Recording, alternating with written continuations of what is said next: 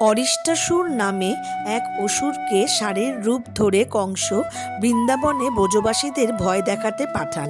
শ্রীকৃষ্ণ সেই অসুরকে বধ করেন। অসুরটি ষাঁড়ের রূপ ধরেছিল বলে রাধারানী এবং গোপীরা ঠাট্টা করে শ্রীকৃষ্ণকে বলেন যে তিনি গো বধ করেছেন এবং এর ফলে তিনি পাপী হয়েছেন।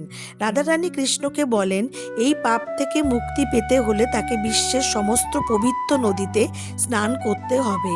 শ্রীকৃষ্ণ হেসে তার বাঁশির এক আঘাতে মাটিতে একটি গর্ত তৈরি করেন। মুহূর্তের মধ্যে সেখানে একটি বিশাল কুণ্ড তৈরি হয়। কৃষ্ণ সেখানে স্নান করে নিজেকে পবিত্র বলে ঘোষণা করেন। এই কুণ্ডটি হল শ্যামকুণ্ড। কৃষ্ণ এবার রাধারানীকে ও গোপীদেরকে পরিহাস করে বলেন যে তারা যেহেতু অরিষ্টাসুরের মতো পাপী দস্যুর সঙ্গ দিয়েছে তাই তারাও অপবৃত্ত হয়ে গেছেন। তখন রাধারানী স্থির করেন তিনিও নিজের একটি কুণ্ড তৈরি করবেন।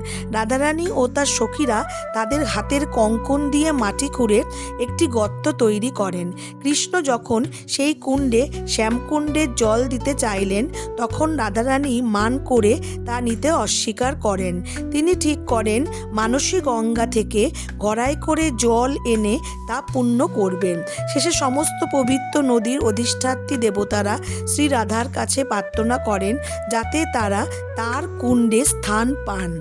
রাধারানী প্রসন্ন হলে শ্যামকুণ্ডের জল রাধা কুণ্ডে প্রবাহিত হয়।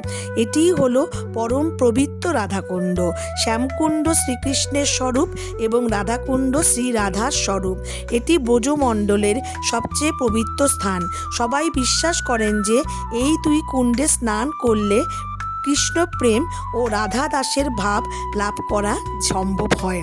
আজকের এই গল্পটি আপনাদের কেমন লাগলো আমাকে জানাতে ভুলবেন না। যদি এই গল্পটি ভালো লাগে তাহলে অবশ্যই কমেন্ট সেকশনে জয় শ্রীকৃষ্ণ লিখতে ভুলবেন না আর লাইক এবং সাবস্ক্রাইব করবার অনুরোধ রইল।